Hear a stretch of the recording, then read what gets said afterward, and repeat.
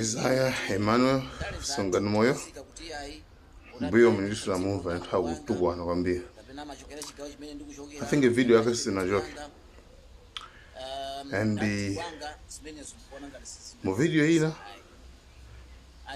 zikuoneka kuti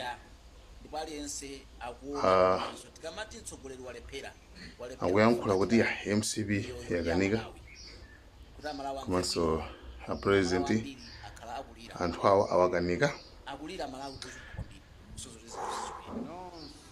Anyway, mkulu amene sitikuzoza kuti mutu make mmanda zinzorani foka pena azilira kuti ammenya pena nde anyway mwina ulendo uno wamva kuwawa ndithu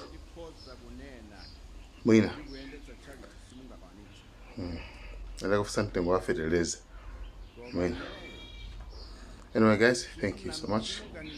Like, subscribe, share and comment in the comment section.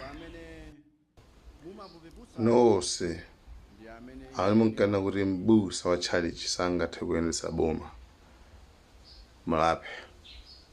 mulape ya uku ndikuna kuyankhula kwanani kwa mods uku ndikuyankhula kwa mbusa mods amene akuyendesa dziko lino. Thank you so much guys. Mama maganizo andorani nonse amene mmanyoza mulungu ponena kuti mbusa wa chalichi sangayendetse boma mulape mumdziwe Yesu.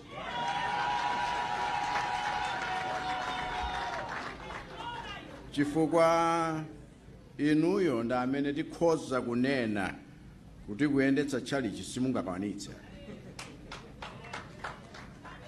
Koma ineyo simunganinamizire kuti kuyendetsa boma sindimatha.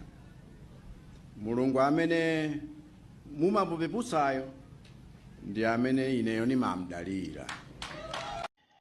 Amalawi ndifuna ndinene kuti ndale zathu tikazika kuti yayi poti amene ayendetsa dziko ndi mkulu wanga kapena amachokera chigawo chimene ndikuchokera kayenda chipembedzo changa nda mtundu wanga zimenezo ndikuona ngati sizingatithandize ayi. Achakwera alephera ndipo aliyense akuona ndi maso. Tikamati mtsogoleri walephera kufungatira miyoyo ya Malawi kuti Malawi amve bwino, koma Malawi ambiri akhala akulira Malawi ochuluka kwambiri kusozo zinthu sizikuyenda.